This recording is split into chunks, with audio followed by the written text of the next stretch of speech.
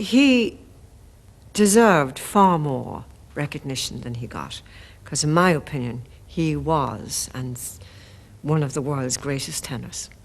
The voice, well, that was something special. It always was special, that voice. The diction was perfect. And whenever he was going up to a top C, you always knew he was going to get there.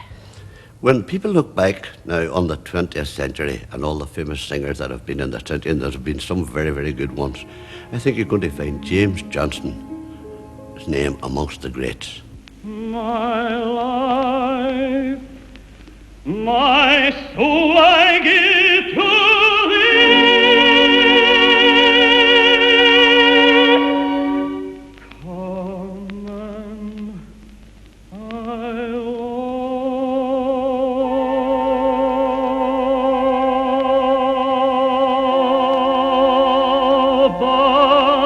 and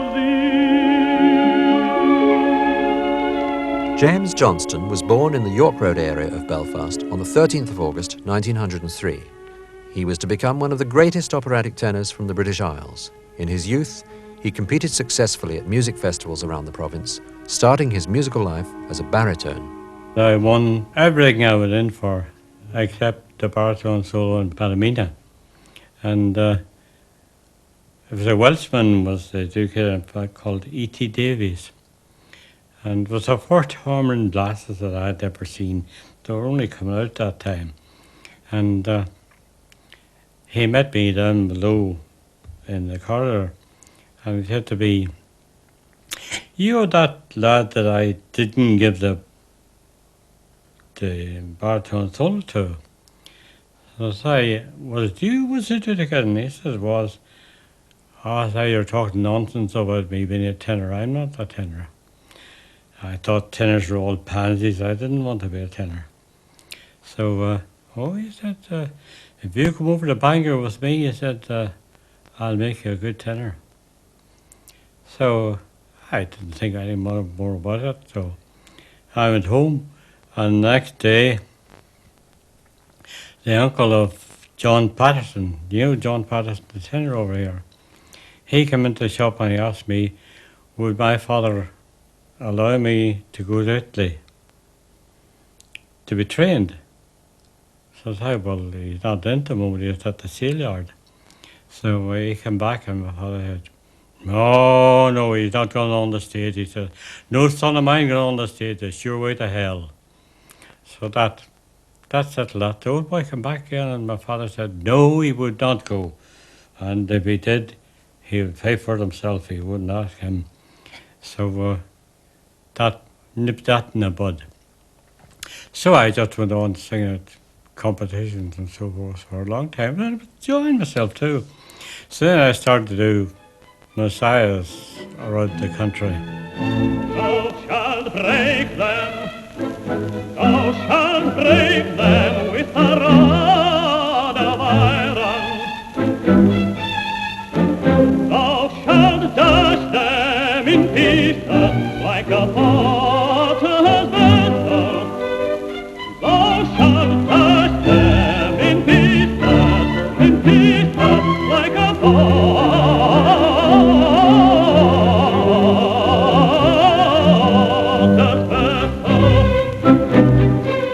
James Johnston was, I think, a fine example of a natural singer.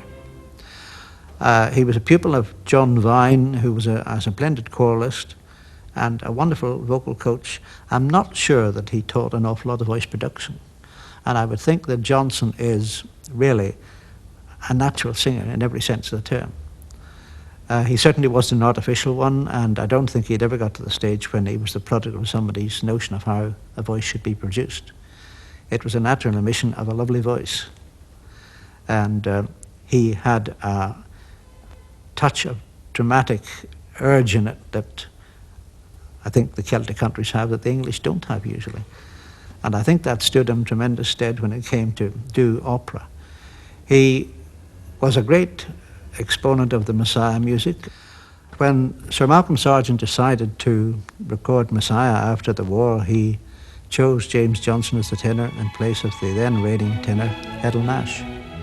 He was excellent in every valley should be exalted. I mean, he had a real sense of exaltation. Every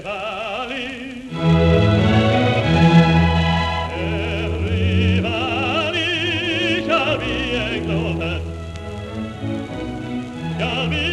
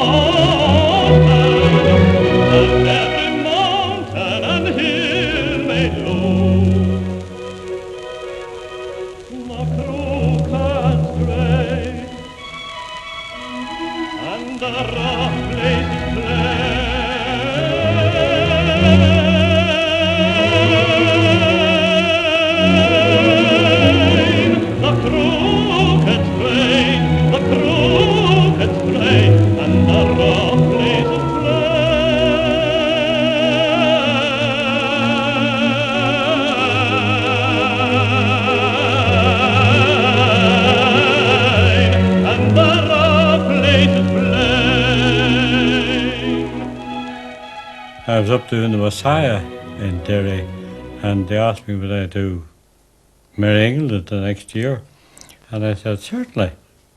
So when I was up there, it was very good, and afterwards a chap I hadn't met before came to me and said his name was Bill Kelly from Dublin, and he enjoyed my singing very much, and would I like to come down to Dublin and do some opera.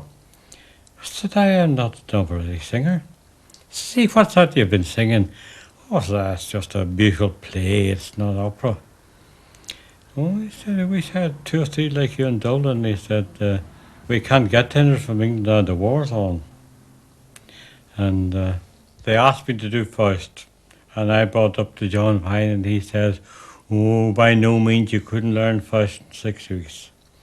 So see, but don't tell him no, don't turn it down. He said, just say it had been big letter or something like that. You had tried it. So I got a wire back from Bill Kelly saying, Rigoletto it is. And I can remember ringing up John Vine and telling him about the telegram. And his answer was, yeah, you'll never do it. And he laughed his head off. He said, you'll never do it. So, from that on, for the next 6 weeks, I'm telling you, my business didn't see much of me. I was up at John Vine's every day for those 6 weeks trying to learn Rigoletto.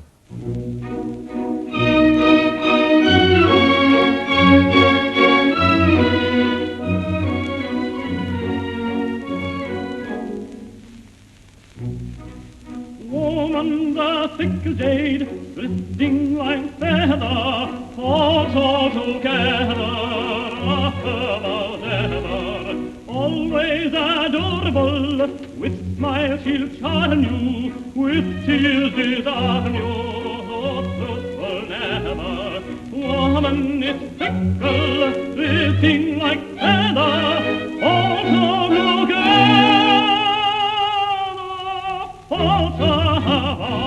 I think I remember him best in Rigoletto.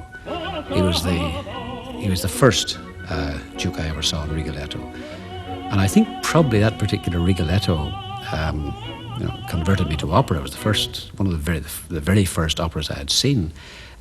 Opera is famous for absurd things happening, and very often the physique of opera singers doesn't help. James was always credible. Don't let anybody tell you James was a bad actor in opera. James was a perfectly competent actor in opera. The great thing was he didn't do too much. Sadler's Wells Opera were also short of male singers because of the war. When Tony Guthrie came to Belfast to look for new talent, he was directed to a certain butcher's shop on Sandy Row. He came into the shop one morning and asked me would I like to go over to Sadler's Wells. And I said, I wasn't a professional, but people like Walter Widdop and Nash there.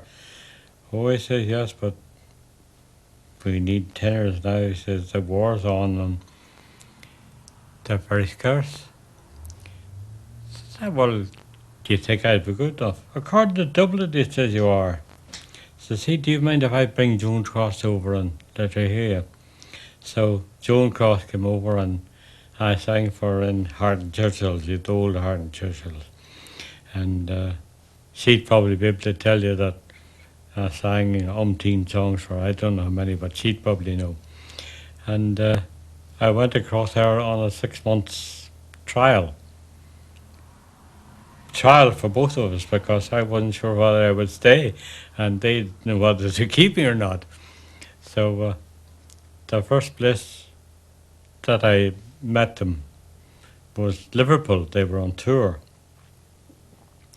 And I arrived in Liverpool, which seemed very not too healthy looking after coming. Belfast wasn't so smoggy as it is now. But Liverpool at that time was like Belfast is now. And when I landed, I got a big lump of soot right in my eye, and I felt like coming home, but I stuck it out. Well, I think it was a very, very essential and important addition to the company when James came. I can't call him James, he's always Jim to me. Because a number of the other singers who had left the company meant that we had no one to take over the roles of Rodolfo, Pinkerton, and things like that. And when James came, like myself, he must have been inexperienced in opera, but his voice was fully matured, and he was able to carry through these roles. I met first Jimmy, while I was at Carl Rosa. I've been asked to do some recordings with James Johnston, I was doing records with Joan Hammond, and suddenly Walter Legg wanted Jimmy to do a record. And as we then did the Bartered Bride together, we recorded Bartered Bride and on the other side Rigoletto on one of the old Columbia records, 78 records, which I still have, and I think it's a jolly good record. And that's when I met Jimmy for the first time. Why should he think he could ever part me from Mashenka? Why should he think he could ever part me from Mashenka? She is all the world to me, my heart beats for her alone. He was very good in The Bartered Bride. He was a real country boy. He looked like it and he sang like it. It was marvelous. Why should he think I could forsake her? He cannot ever make me break my vow. I think the first time which my opera diary reminded of when I heard Jimmy Johnston, as Yanick in The Bartered Bride at Sadler's Wells on Boxing Day in 1945. Sad to say, I don't remember much about that performance. It was only when he began to sing the Italian roles, because he really was the most Italianate tenor who wasn't an Italian and an English-speaking one at that. That was when he made his mark. The Duke in Rigoletto, in the Puccini's, Cavaradossi, and then, of course, in the first performance in this country of Verdi's Simon Boccanegra. And that's what we all remember. And we can easily be reminded of it as often as we like because of the wonderful records that he made. A few years ago, quite a lot of British or international music critics were gathered in Italy for a conference.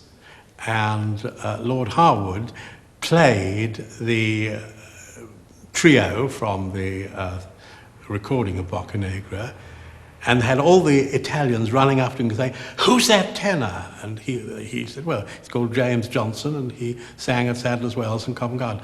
Why didn't we ever hear him in Italy? That's a very, very good question, because if the opportunities that existed in his early or apprenticeship days for young artists that exist today, he certainly would have been on the international circuit. Of course, that meant we heard more of him, but it really, he deserved far greater international recognition.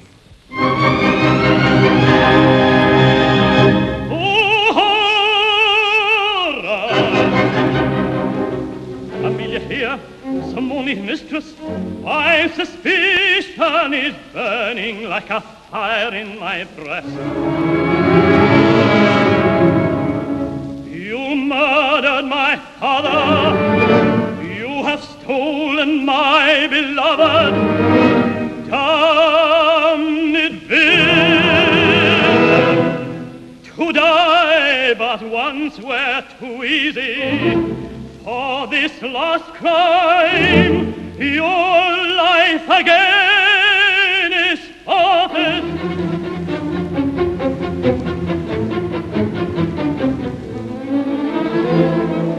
Fiercely within my bosom, the torments of hell are raging.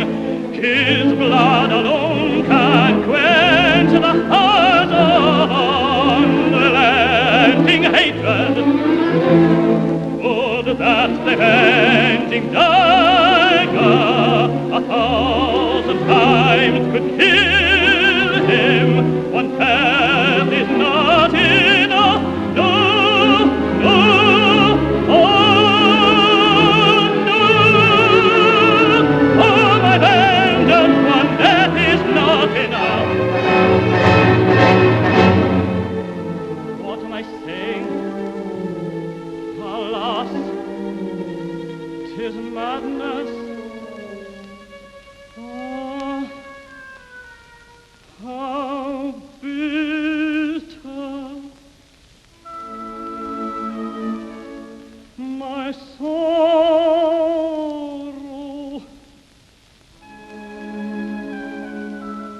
Oh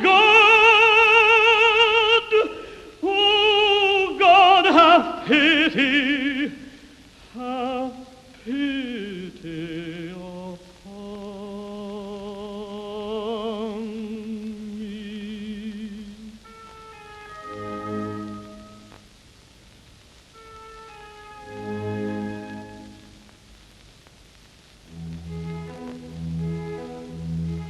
Oh, Hem, in pity hear me now.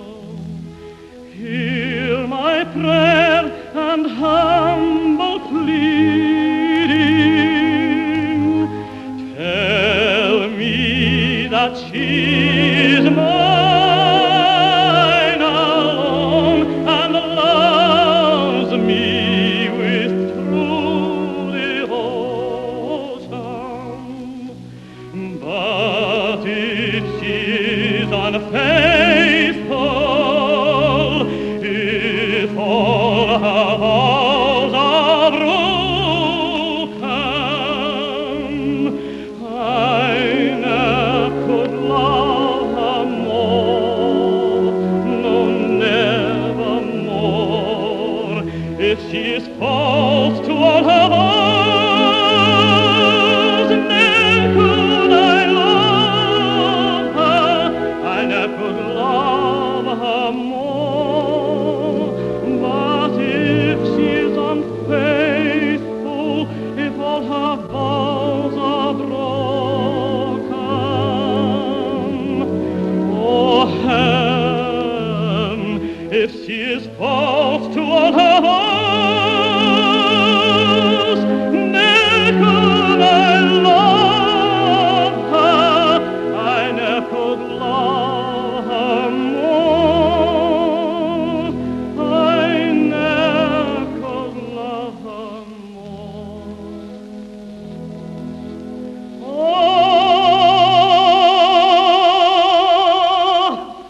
Oh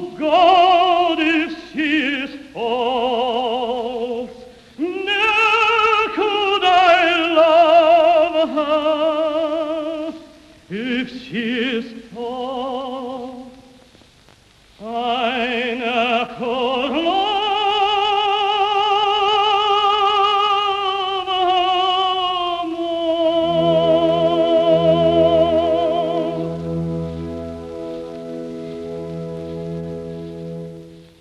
I believe Sir Thomas Beecham came to hear you at the garden. Oh, he came to hear Buchanegger one time. You know, he was very famed for saying the one that tenor in England who could be heard beyond the fourth row of the stalls. He said so in South Africa somewhere. So I always kept this up my sleeve in case I ever met him. So he came to Buchanegger and he came round up at the dressing room along with the administrator, and I was introduced to him, and he said, "That was terrific, young Johnston, that was terrific." Said I, "Is that right, Sir Thomas?" So I heard he said, "Oh," he said, "they did be proud, they had me sitting up in the first row of the dress circle." And says I, "You heard me?" "Oh, quite distinctly," he said, "your diction's good." Said, "That's marvellous, you see, because I heard you were supposed to say one time in South Africa that there wasn't a tenor in Britain that you could hear below the fourth row of the stalls." So Norman Tucker pulled him out by the arm quickly. But he didn't hold it against me because he probably knew it was true. He was a very good carman. As a Don Jose, he wasn't all that tall and commanding. We do tend to get rather spoiled nowadays, you see, by enormous, great commanding figures like Domingo and Pavarotti and so on. And James dominated the stage, not by sort of physical stature, because he's, as you know, he's not a tall man, but really it was all done just by this technique and this commitment of his singing. He was a singer of very great integrity. James always put his full heart and soul into what he was doing, and he never went for false effects. He would never cheat. If the song wouldn't carry what he was going to put in it, he put into it what the song would carry. He started very sweetly, like as if somebody who's describing a dream, and then the thing becomes more real until the climax comes, and the climax doesn't only come on the top notes, but I mean the emotional climax is built up gradually, and well, I think he was particularly well suited for that part.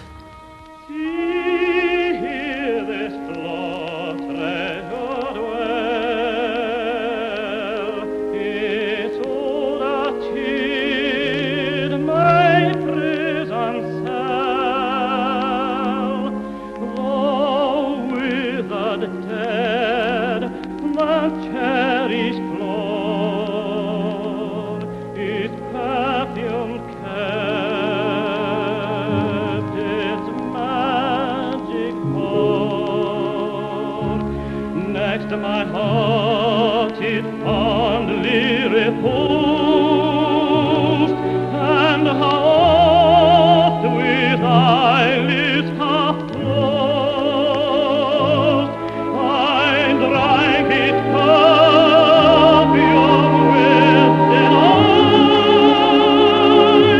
and saw thy smile,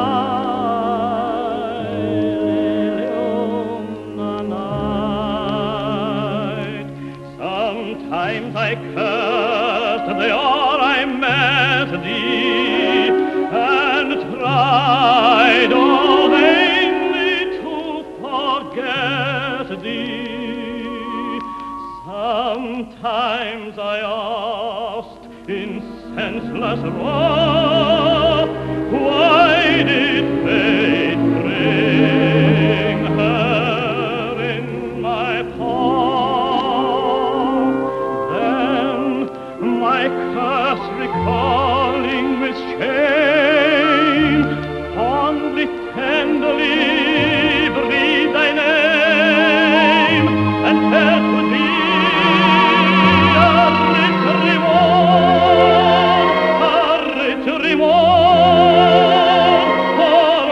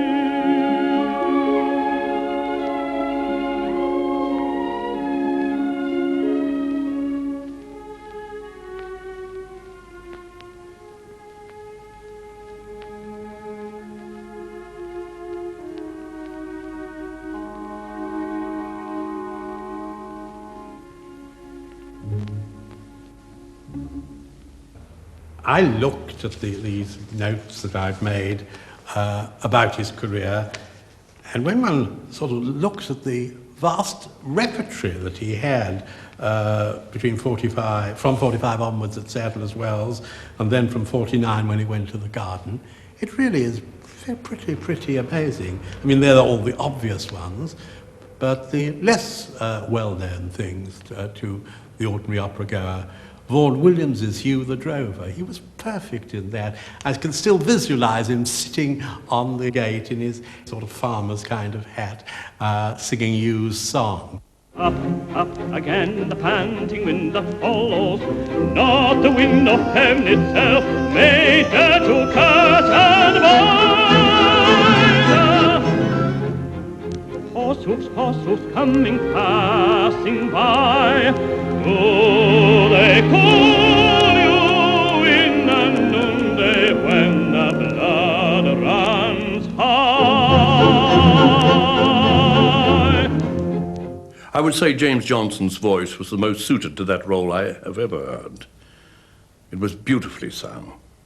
For me, there was an unfortunate incident. I was playing the showman. Roderick was John the Butcher.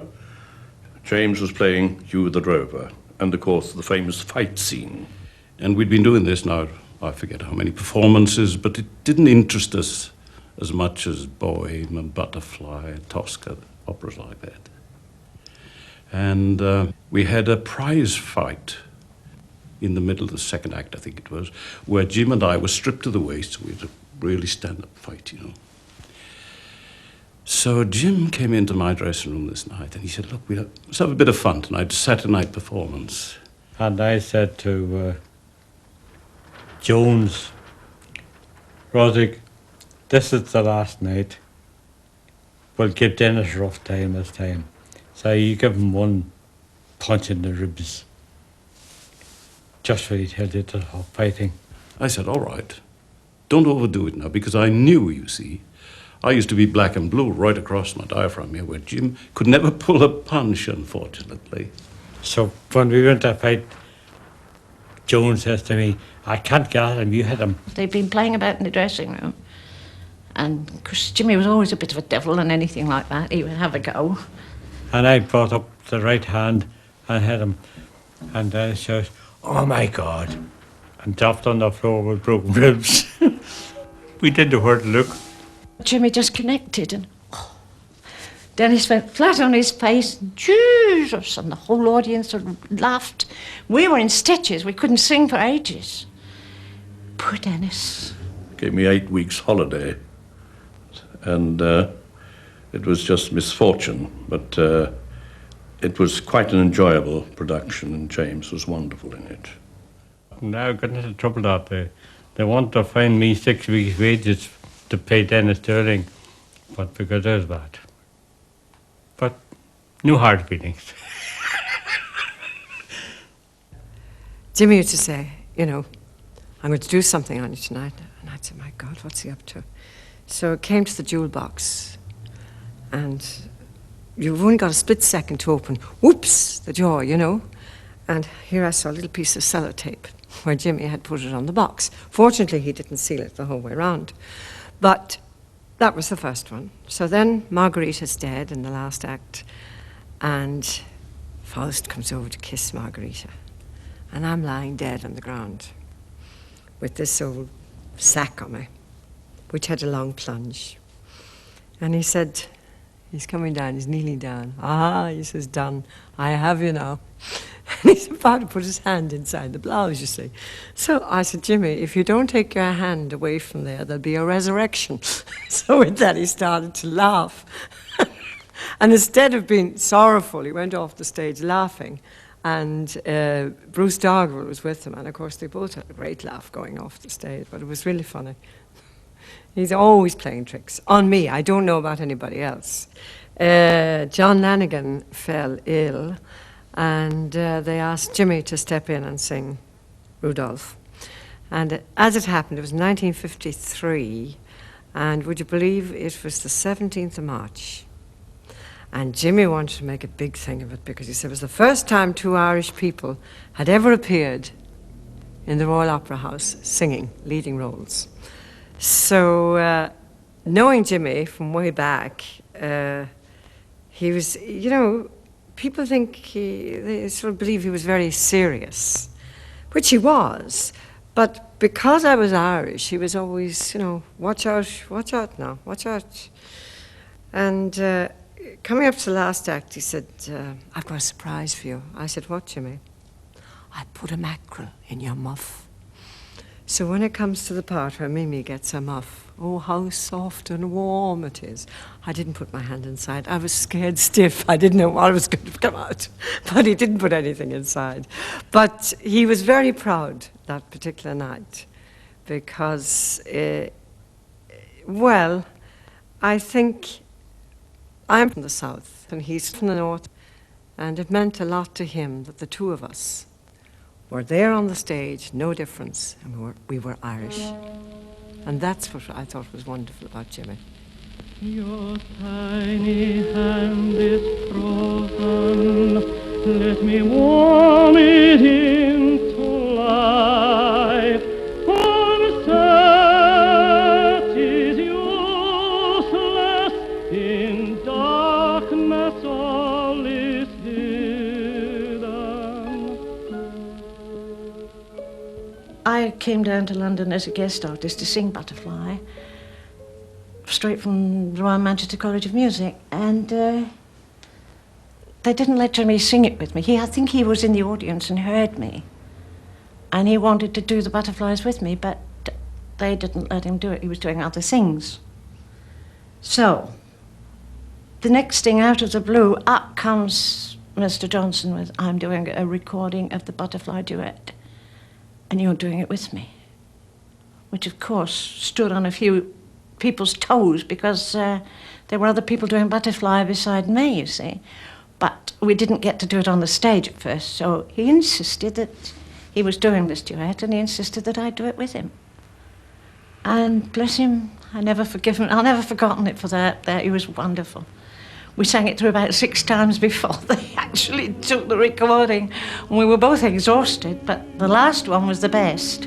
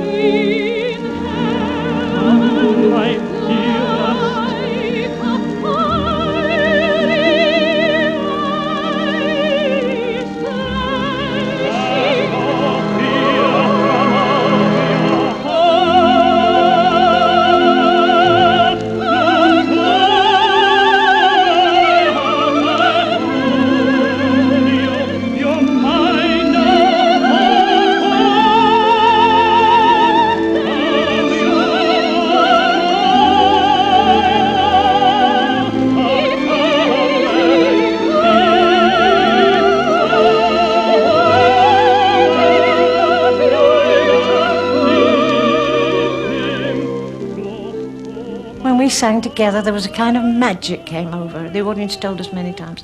And it affected both of us as well. I mean, we could giggle, we could laugh, we could have a bit of fun. But when we let rip, we were really singing with all our hearts, you know, both of us. And it came over to the audience. People used to say to me afterwards, I don't like you doing it with anybody else because it doesn't come over as real as it does with Jimmy.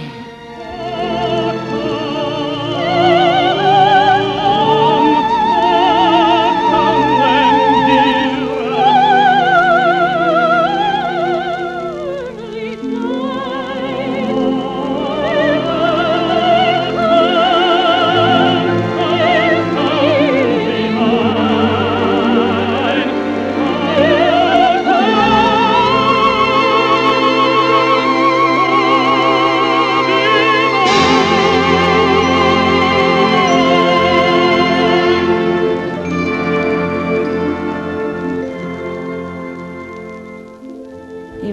he really was. Made you feel that you were the best thing in the world, you know. You could really give everything when you were singing with him. And a lot of people in the audience used to say, "Oh, we don't like you singing with anybody else, only Jimmy Johnston." Well, that was my little accolade. With Jimmy, there was always a beautiful sound, a strong sound. He could be tender. In fact, the emotional gamut of his voice was quite remarkable.